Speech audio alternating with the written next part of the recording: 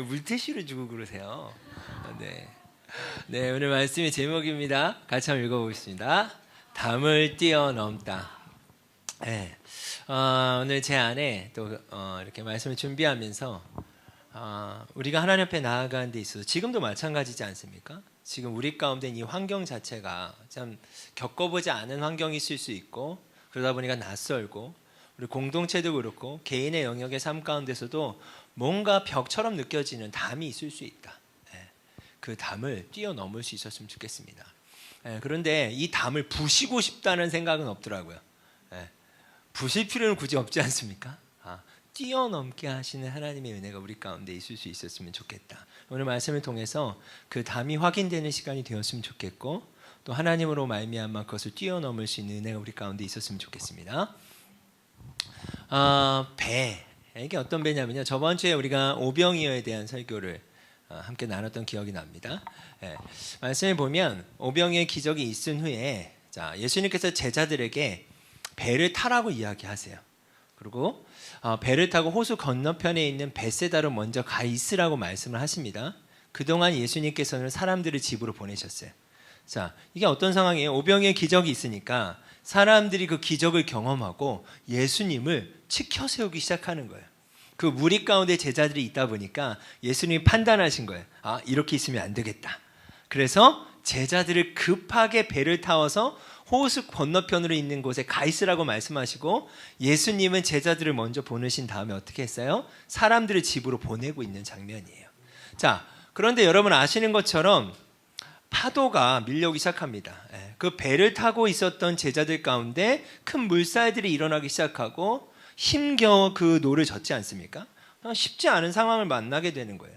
그 상황 가운데 예수님께서 물 위로 걸어오시죠. 물 위로 걸어오시는데 그 장면을 보고 제자들이 뭐라고 이야기하죠? 유령이라고 생각을 하는 거예요.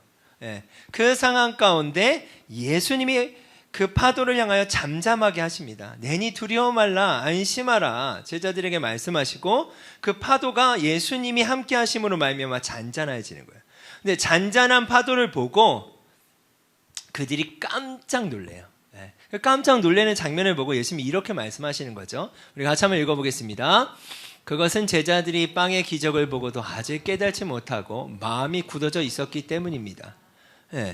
예수님이 보실 때 바로 불과 조금 전에 어떤 일이 있었습니까? 보리떡 5개와 물고기 2마리를 통해서 5,000명이 먹고도 남았던 그런 기적을 경험했는데, 지금 예수님이 파도를 잠잠케 하시는 그 모습을 보고 제자들이 화들짝 놀라는 거예요. 그것에 대해서 예수님이 뭐라고 말씀하셨다고요? 너희의 마음이 굳어져 있었기 때문이다. 그렇게 말씀하시는 거예요. 그리고 또 똑같은 사건이요, 8장에 나옵니다. 비슷한 사건이죠. 이 말씀의 배경도 빈들이에요. 빈들에 사람들이 많이 있는 거예요. 허기진 채 3일 동안 예수님과 함께 하다 보니까 예수님이 뭐라고 말씀하시냐면, 이 사람들을 집에 돌려보낼 수가 없다라는 거예요. 멀리서 온 사람들도 있고 가다가 도중에 쓰러질 수도 있다. 그래서 예수님이 제자들에게 이렇게 이야기해요. 빈들에서 어떻게 이 사람들을 배불리 먹을 빵을 구할 수 있겠습니까? 그랬더니 예수님 뭐라고 해요? 너희가 그것을 하라는 거예요. 똑같이 오병이어의 기적처럼.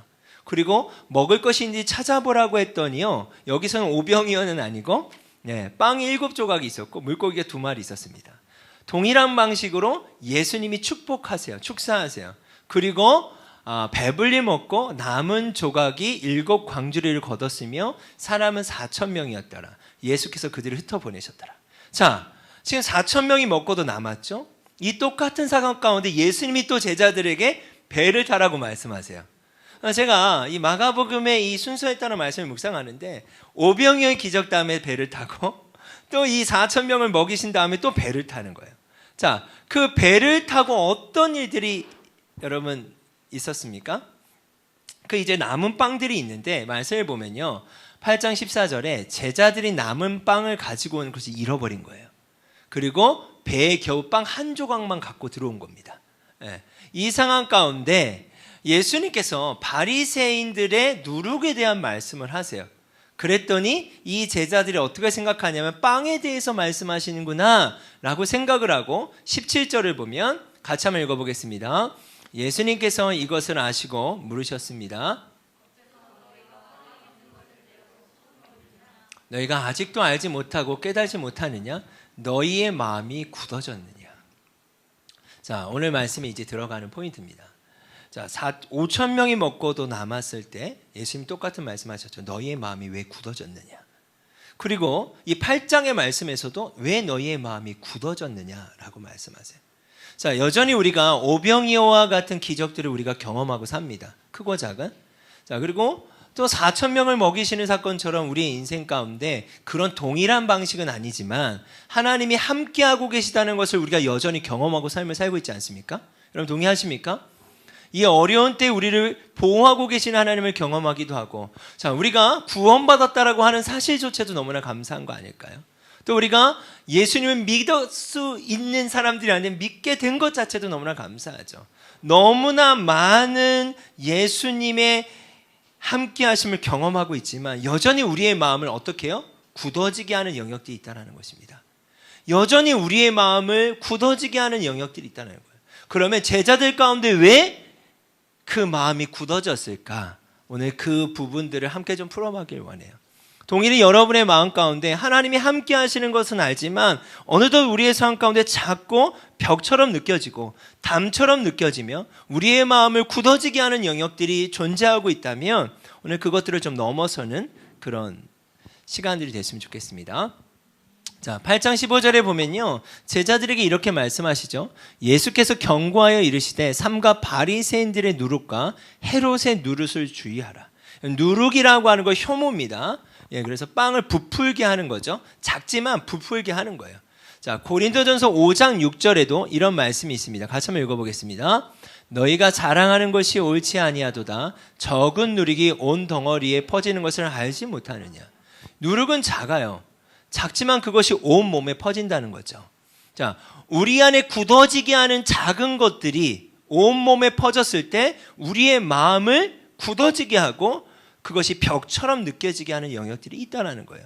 자, 같은 맥락 속에 7장, 마가복음 7장 여러분 묵상하셨을 텐데 그것이 무엇인지에 대해서 이런 얘기를 합니다. 예수님께서 대답하셨습니다. 예. 8장 15절에 있는 바리새인들의 누룩, 헤롯의 누룩이 무엇이었냐면 6절에서 8절을 보면 이사야가 너희와 같은 위선자들에게 대하여 쓴 것이 옳도다. 이 백성이 입술로는 나를 공경하나 마음은 내게서 멀구나. 헛되이 내게 예배를 드리고 사람의 훈계를 교리인 양 가르친다. 너희는 하나님의 계명은 무시하고 사람의 전통만 지키는구나. 예, 우리가 하나님을 예배하고 하나님과 함께 한다고 하지만 실제 우리의 삶의 영역에서 그러지 못하고 있을 수 있다는 거죠. 우리 안에 위선들이 작은 누룩이 되어서 하나님을 여전히 경험하고 있지만 그 위선들로 말미암아 우리의 마음이 굳어질 수 있다는 거예요. 또 한번 볼까요? 자, 이 말씀을 같이 한번 읽어보도록 하겠습니다. 속에서부터 즉 사람의 마음으로부터 악한 생각, 음란, 도둑질, 살인, 간음, 탐욕, 악의가 나오며 속임수, 방탕, 질투, 욕, 교만, 어리석음이 나온다. 이 모든 악한 것들은 사람 속에서 나와 사람을 더럽힌다. 이 작은 누룩들이 여전히 하나님을 경험했지만 그 누룩들로 인하여 어떻게 되는 거예요? 온 몸에 퍼지게 되는 거예요. 자, 결국 누구를 보지 못하게 하는 겁니까? 예수님을 보지 못하게 하는 거예요. 우리가 예수님을 모르는 건 아니에요. 그렇게 놀라운 기적을 경험했는데도 여전히 그들의 마음은 바리새인들의 누룩처럼 그 작은 부분으로 말미암아 다시금 마음이 굳어지는 거죠. 여전히 우리가 매주 예배를 드리죠. 온라인으로 드리든 이곳에서 드리든 여러분의 일상에서 하나님을 경험하고 있지만 여전히 그 작은 누룩과도 같은 영향으로 말미암아 우리가 예수님을 보지 못하게 하는 거죠. 사실은요, 예수님께서 기적을 일으키셨을 때 기적의 포인트가 있는 게 아니라 그것을 일으키신 분을 봐야 되는 거 아닐까요? 근데 제자들의 눈은요, 감기기 시작하고 감겨지기 시작하니까 예수님조차도 보지 못하고 그 직전에 있었던 기적조차도 기억하지 못하는 거예요. 이런 거와 같죠. 눈이 감긴 채로 그 벽, 그 담으로 말미암아 굳어진 마음을 말미암아 예수님을 보지 못하게 하는 거예요. 여러분, 우리가 이 그림 앞에 좀 섰으면 좋겠습니다. 우리가 여전히 이 자리에 와 있지만 여러분, 우리의 마음을 둔하게 하는 영역들은 뭘까요? 우리가 예수님을 보지 못하게 하는 영역들은 뭘까요? 이 부분들을 우리가 좀 짚고 갈 수 있었으면 좋겠습니다. 아멘. 이 흐름 가운데 마가복음 8장으로 넘어가요. 같이 한번 읽어보겠습니다. 베세다의 이름에 사람들이 맹인 한 사람을 데리고 예수께 나와 손 대시기를 구하거늘 예수께서 맹인의 손을 붙잡으시고 마을 밖으로 데리고 나가사 눈에 침을 뱉으시며 그에게 안수하시고 무엇이 보이느냐 물으시니. 여러분, 지금 이 7장 8장을 넘어가면서 제자들을 향해 예수님이 말씀하시는 거예요. 너희가 눈이 감겨버렸구나. 이 베세다의 맹인 한 사람을 비유하시고, 또 비유가 아니죠, 실제 이 맹인 한 사람을 치유하시는 장면을 통해서 지금 예수님이 뭘 말씀하시는 거예요? 너희의 마음이 둔하여졌구나. 너희의 마음이 둔하여짐으로 말미암아 너희의 눈이 감겨졌구나. 여러분, 마음은 눈이라고 표현하지 않습니까?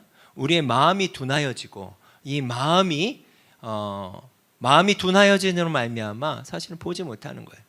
우리 옆에 지체들도 그렇지 않습니까? 내가 사랑하는 사람도 우리가 상처받고 어떠한 작은 누룩이지만 그 작은 것 때문에 서로의 관계가 깨어지고 마음이 둔하여지면 보고 싶지 않은 거예요. 보이지 않는 거예요. 자, 한번 또 볼까요? 여러분 보면 침을 뱉으시며 그에게 안수하셨다 그랬잖아요. 근데 뱉었다는 얘기는 손에 묻혔다는 얘기고, 그 묻힌 그 상황 가운데 눈에 댔다는 얘기예요. 그 당시 전통을 보면 그런 방식으로 치유를 하기도 했대요.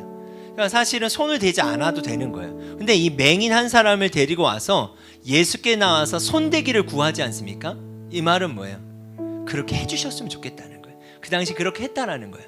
예수님의 말씀만으로도 충분히 치유하실 수 있는데 예수님께 손을 대주셨으면 좋겠다는 거예요. 예수님이 친히 그 방식을 선택하시고 그 맹인의 눈에 그것들을 만지신 거죠. 침을 뱉고 그 손으로 눈을 대신 거예요. 그리고 안수하시고 그 맹인의 눈이 보이기 시작한 거죠. 그래서 이렇게 질문하세요. 무엇이 보이느냐 물으니, 같이 한번 읽어볼까요? 쳐다보며 이르되 사람들이 보이나이다.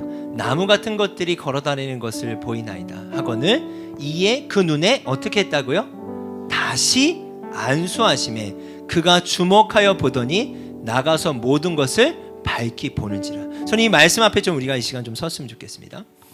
지금 이 흐름 가운데 제자들의 눈이 감겨버리죠. 마음이 둔하여지고, 그때 예수님께서 이 맹인 사건을 통해서 너희의 상태가 그렇다라고 말씀하시는 거예요. 여러분, 우리가 주님을 보지 못하게 하는 그 담들, 적은 누룩들, 그것으로 말미암아 우리가 주님께 나아가지 못하게 하는 영역들, 우리가 이 시간 그것들이 우리 가운데 느껴지고 성령께서 말씀하신다면 여러분, 우리가 그것들을 가지고 주 앞에 나아갈 수 있었으면 좋겠어요. 먼저는 안수하시죠. 근데 부분적으로 보이는 거예요. 그랬더니 어떻게 해요? 다시 안수하세요. 다시 안수하시니 그가 모든 것을 밝히 보는지라. 다시 안수하시니 그가 모든 것을 밝히 본다라는 건 뭘까요? 이제 제대로 그 담이 허물어지고 담이 뛰어넘어져서 그 마음이 둔하여진 것이 깨지고 바로 예수님을 보게 된다는 거예요. 우리에게 이 사건들이 있길 원합니다. 정리하면 저는 이런 단어들이 들어와요. 무뎌진 마음들. 여러분, 이 코로나로 인하여서 또 지금의 상황 가운데 우리의 마음을 무뎌지게 하는 것들은 무엇입니까? 그 적은 누룩들은 무엇입니까? 그 벽으로 말미암아, 담으로 말미암아 우리가 보지 못하게 하는 영역들은 무엇입니까? 실제 그로 인해 우리의 눈이, 우리의 마음이 다치기 시작하면요, 더 이상 예수님이 보이지 않는 거예요. 더 이상 하나님의 나라가 보이지 않는 거예요. 그렇다면 우리가 이 시간 이 맹인 앞에 서서, 주님, 제가 맹인과도 같은 것 같습니다.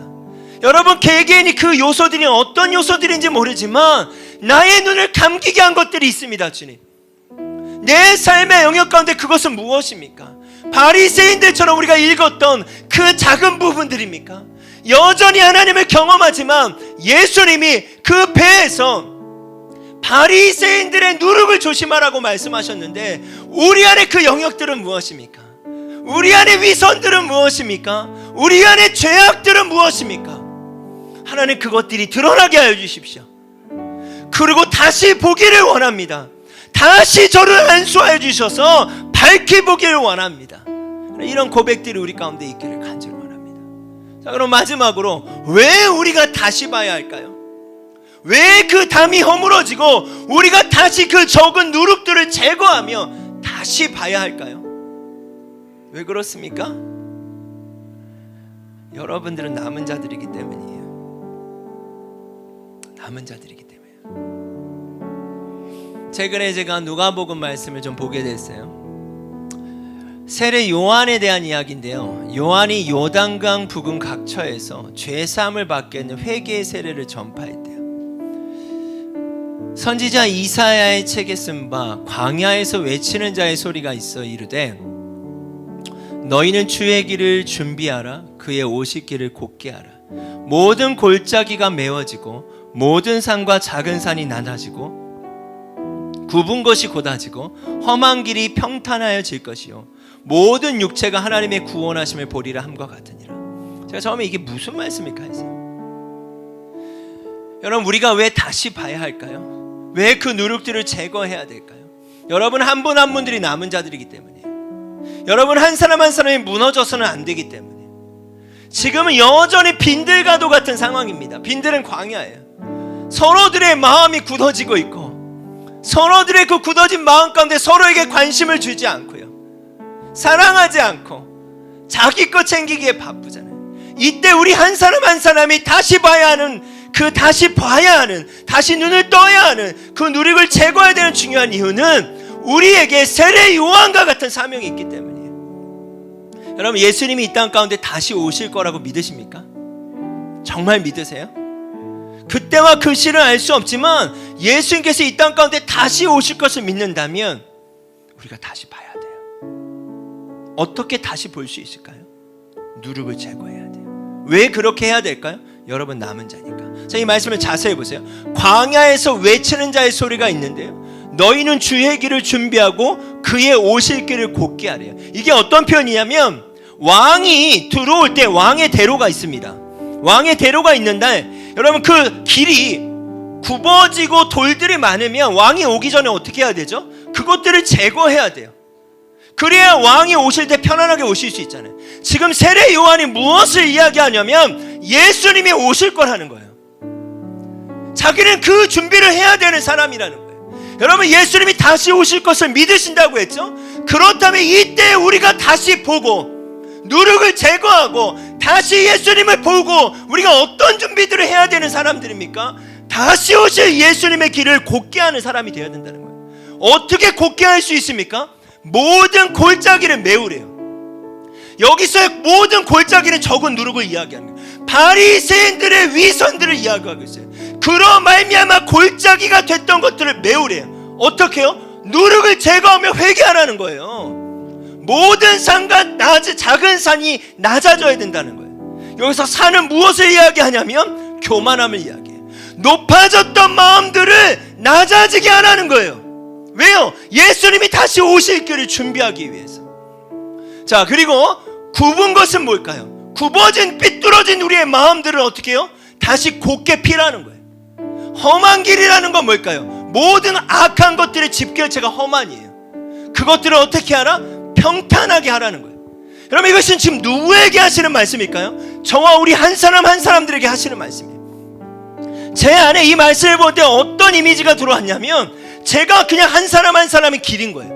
여러분, 한 사람 한 사람이 회개하기 시작하고 골짜기를 메우기 시작하고 곧았던 길들을 피기 시작하고 높고 작은 산들이 낮아지게 하고 험한 것들을 어떻게 해요? 평탄하게 할 때 우리 한 사람 한 사람의 회개와 회복을 통해서 다시 오실 왕의 대로가 만들어진다는 거예요. 이 사명이 우리에게 있다면 우리는 다시 봐야 되지 않겠습니까? 우리의 눈이 감겨져서는 안 되는 거 아닐까요? 적은 누룩으로 말미암아, 그 담으로 말미암아 예수님을 보지 못하는 상태로는요 왕의 대로를 준비할 수가 없는 거죠. 우리가 맹인과 같습니다. 주님, 나의 삶의 영역에 내가 타협하고 있는 그 작은 것으로 말미암아 내 마음이 둔하여지고 있습니다. 제자들처럼 놀라운 기적을 경험하고 있음에도, 예수님을 경험했음에도 그 적은 누룩으로 말미암아 내 마음이 둔하여져서 맹인과 같이 되었고 예수님을 보지 못하고 있습니다. 주님, 저에게 안수하시고 밝게 보여주십시오. 아니, 다시 안수하셔서 모든 것을 보게 하여 주십시오. 다시 오실 예수님을 보게 하여 주십시오. 그 예수님 오실 길을 곧게 하고 그것을 준비하는 우리 한 사람 한 사람이 되길 원합니다. 여러분, 제가 이렇게 시골에 가면 이렇게 강이 있었어요. 근데 지금은 물론 시멘트로 하게 해서, 제가 어렸을 때 기억에 이렇게 통나무같이 이렇게 쭉 돼 있는 게 있었어요. 여러분, 그걸 한번 연상해 보세요. 여기 계신 온라인으로 예배 드리신 우리 성도님들, 한 사람 한 사람이 통나무라고 한다면 그 한 사람 한 사람의 회개와 회복을 통해서 주님이 오실 길들이 만들어지는 거예요. 왜요? 예수님 다시 오실 거니까. 여러분, 믿으십니까? 시편 18편 29절 말씀, 마지막 말씀입니다. 같이 한번 합독합시다. 내가 주를 의뢰하고 적군을 향해 달리며 내 하나님을 의지하고 담을 뛰어넘나이다. 제가 이거 엊그제 금요일날 티를 선물을 받았어요. 근데 여기 뒤에 딱 이렇게 써 있는 거야. 담을 뛰어넘나이다. 근데 이 문구가 딱 써 있는데 제 마음을 치는 거예요. 예, 주님, 어떻게 담을 뛰어넘을 수 있습니까? 저도요, 오늘 주일을 예배를 준비하면서 왜 많은 고민이 없었겠습니까? 어떻게 해야 될까? 예배를 드려야 될까? 어떻게 해야 될까? 내 앞에 있는 담들을 어떻게 넘어야 될까? 쉽지 않은 고민들 선상에 제가 있어요. 그러면서 이 말씀을 봤어요. 내가 주를 의뢰하고, 의뢰한다는 뭐예요? 주님의 도우심을 구한다는 거예요. 적군을 향해 달리며 내 하나님을 의지하고, 의지한다는 거 뭐예요? 나의 하나님과 함께 내가 그 담을 뛰어넘겠습니다. 오늘 말씀의 제목이 여기서 나오는 거예요. 여러분, 우리가 담을 뛰어넘읍시다. 여러분, 개개인에게 있는 그 담을 뛰어넘으시다. 다시 보고 주의 길을 곧게 하며 그 부르심 앞에 그 담들을 뛰어넘을 수 있는 우리 한 사람 한 사람들이 되었으면 좋겠습니다. 아멘. 여러분에게 이 말씀하시는 그 누룩, 마음을 둔하게 하는 것들, 다시 봐야 하는 예수 그리스도, 다시 볼 때 보이는 다시 오실 예수님의 그 길, 그 길을 예비해야 되는 한 사람 한 사람, 그것이 우리가 일어나야 될, 담을 뛰어넘어야 될 중요한 사명이라고 믿습니다. 우리 같이 이 시간 찬양하겠습니다.